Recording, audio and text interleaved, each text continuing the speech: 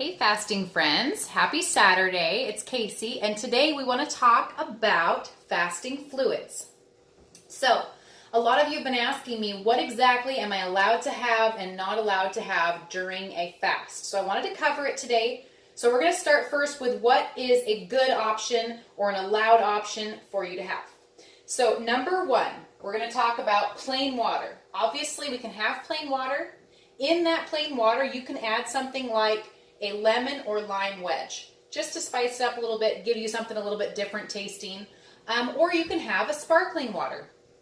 But I really want you to check your labels because there's been a lot of people that have jumped on this, people are into sparkling water, and so they add a lot of other things to the sparkling water. So it's not just sparkling water. It has artificial sweeteners. Sometimes there's dyes and other natural flavors and all these different things. So try to get one that's just 0 calories and a plain, good sparkling water if you're going to have one. Aside from that, you can have things like black coffee, black tea, and herbal tea. And then the last thing I have on the allowed list, this is for somebody, maybe you're a person that's been a super soda addict. And maybe that's why you decided to start fasting because you thought, I want to kick this habit. And awesome.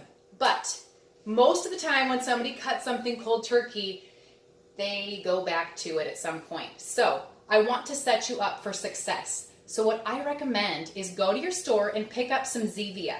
Zevia is a soda alternative and it has 0 calories and it's only sweetened with stevia leaf. So it's something that you can still have on a fast, will not break it, and then you're not going to be kicking yourself for not adhering to your fast. So if you're not a soda addict, don't add it to your life. But again, if you are, have it in your fridge so you have that option so you don't fail. Secondly, I want to talk about what would be the best thing for you to have during a fast. And I've covered this in another video that's almost at the very bottom of my list called snake juice. But I'm going to cover it again today because this may be your first video that you're checking out and you want to know what is it and how do I make it. So to make yourself some snake juice, which let's just talk about what it is. It's basically a recipe for water that is a perfect balance of minerals and electrolytes to keep all of those in check so that while you're fasting, you're feeling your best and not having things like dizziness and these drops that happen from magnesium or potassium falls. So to make snake juice, you want to get a big bowl. You're going to add 2 liters of water, a ½ teaspoon of pink Himalayan salt, 1 teaspoon of potassium chloride powder, ½ teaspoon of Epsom salt. That's going to give you your magnesium. And then 1 teaspoon of baking soda. Now lastly on this list, I also put cayenne pepper. And you can do anywhere from 1/4 to 1/2 teaspoon.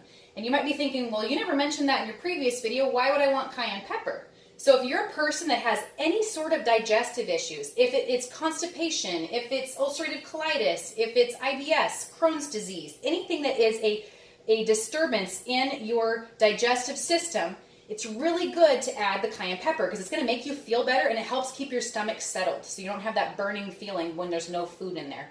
And it will kind of balance it out and make it more alkaline so you're not going to feel this acidity. Okay, and then lastly, let's cover what is not allowed. So first up, we've already discussed this, but I want to just ring it again. Nothing with an artificial sweetener in it. So things like Splenda, even though they may be 0 calorie, they actually disturb your microbiome in your gut and kill off good bacteria that we want to have. So we don't want any of that type of sweetener. If you're going to have something not while fasting, make sure it's like sweetened with stevia, xylitol, or erythritol. Aside from that, we want no beverages that have a caloric value. It doesn't matter if it's only 5 calories or 10 or 15. Absolutely no caloric value beverages. And then lastly, because I know I'm going to get this question, what about bulletproof coffee? Can't I have that while fasting? A lot of people promote it. So technically, bulletproof coffee breaks your fast because it has calories and it does raise insulin. Nothing to the level of what carbs do and they just shoot our insulin up to the moon, but it still will break your fast. So it's not technically fasting if you are drinking a bulletproof coffee. So if you're doing any type of prolonged fast, 24 hours and beyond, stick to the snake juice or the other allowed beverages. If you're doing an intermittent fast or you're doing like a 5 and 2 split on your days of fasting and you really badly are like, I can't drink coffee that's black, I have to have something in it, then I technically would be okay with you having maybe 2 days a week a bulletproof coffee. But realize you got to count those calories because those do count against you.